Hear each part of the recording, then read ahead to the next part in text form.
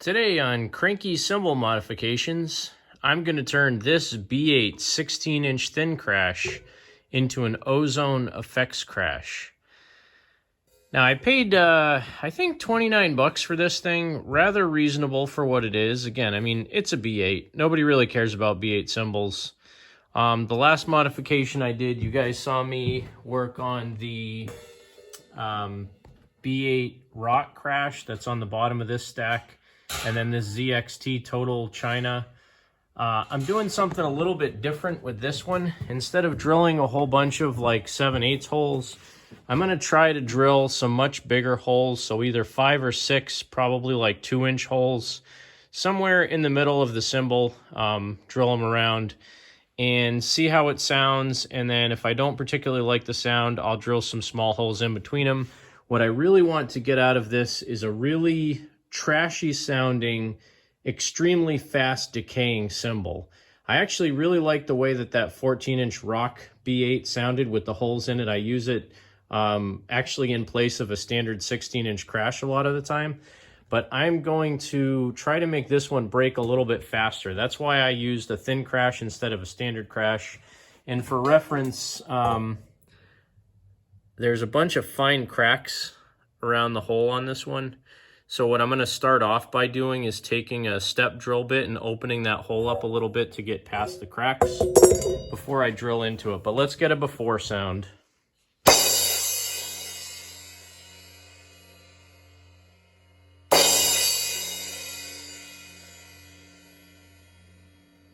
So like a lot of B8 cymbals, it has a kind of a gongy effect to it. And I don't really mind that. When you're playing a groove, you don't really notice it as much. When you're banging the cymbal on its own, it's a little bit more noticeable.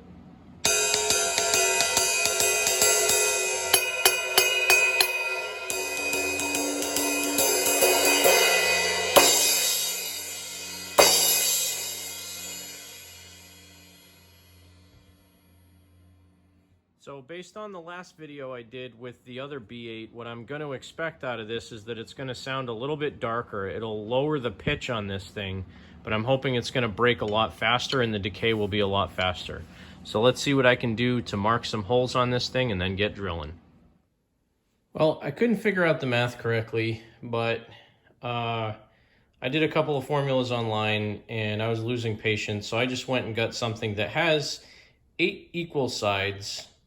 And this is a connects with 8 of the same length pieces on it. Just a single circle connects, 8 pieces in it, and I marked out a line at each one of the end of those. Now I'm just going to take a ruler and connect the straight lines on there between where it intersects with my original circle and those points, and I'll drill 8 holes instead of 5. Big deal.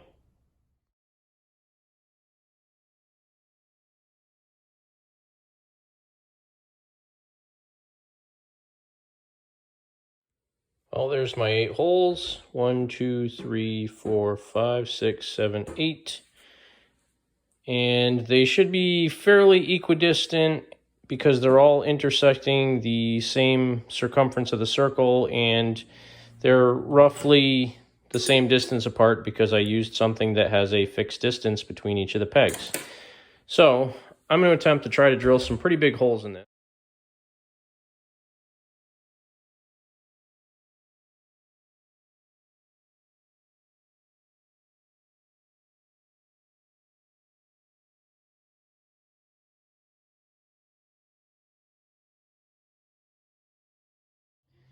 Well, that's about the least elegant way to drill a hole ever.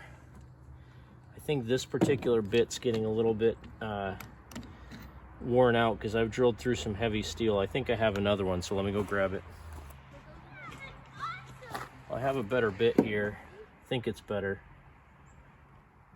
I don't know, I guess we'll find out. This one's got some spots in it that look like they got a little bit hot too, but I'm gonna use a little WD. See if it helps. May or it may not.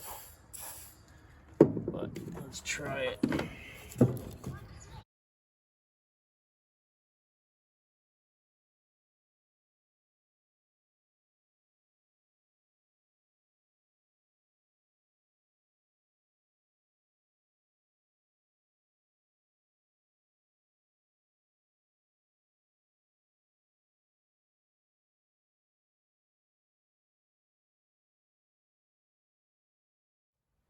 I don't particularly like filming in this side of my garage because it's kind of dark, but in this case I kind of need to because I need to clamp the cymbal so I can drill easier without getting hurt. I don't really care if I deform the cymbal much because I'm trying to make it sound like a garbage pail lid anyway, so let's see what we can do.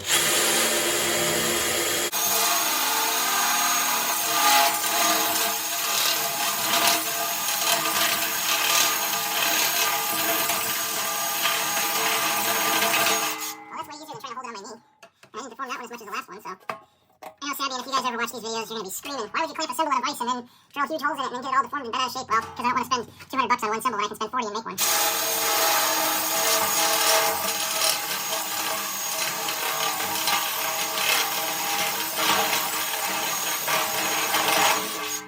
Oh, there's 3. I'm going to go ahead and finish the rest on time.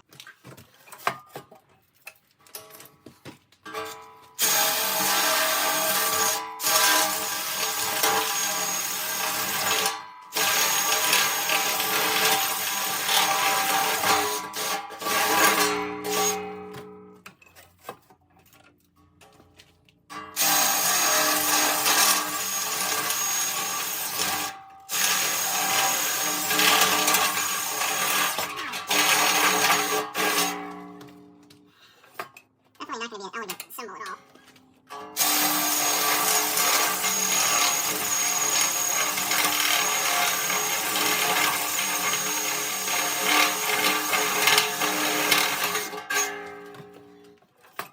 More.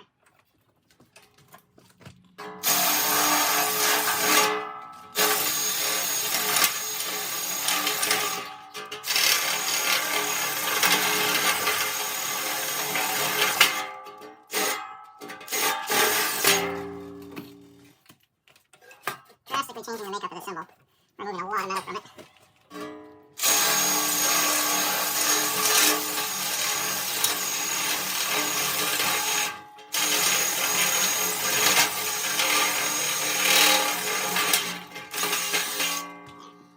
I'm going to open this up too.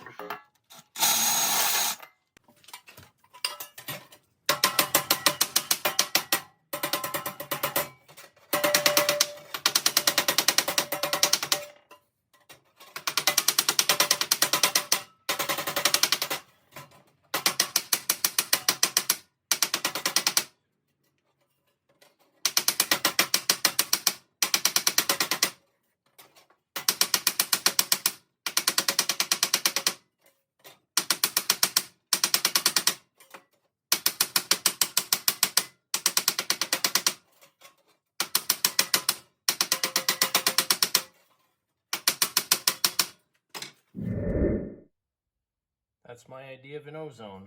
I would have done 2-inch holes. They would have been a little bit bigger than these, but honestly, pretty happy with it. I'm just going to go around each one of these holes and clean the burrs out of it, and I think we're good to go. If you guys have never seen these little whirligig deburring tools, I bought this one at Home Depot. Just has a little tiny blade that you run around the circle, and it cuts all the burrs out of it. Work fairly good. Bronze is a little different than copper and the other metals I've used these on, but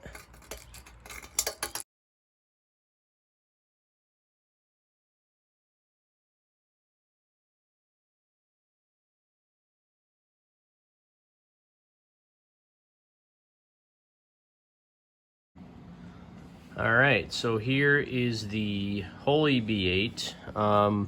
This is a thin crash, and again, my plan with this one was to try to make it more like a ozone cymbal with bigger holes in it. It tends to decay a lot faster this way. The biggest hole I could get in it was 1 3/8 inches. So that's what I did, and let's see how it sounds now. Oh yeah, that's trashy.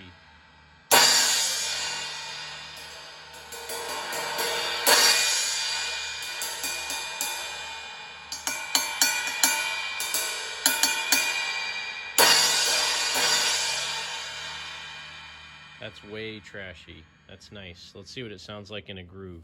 This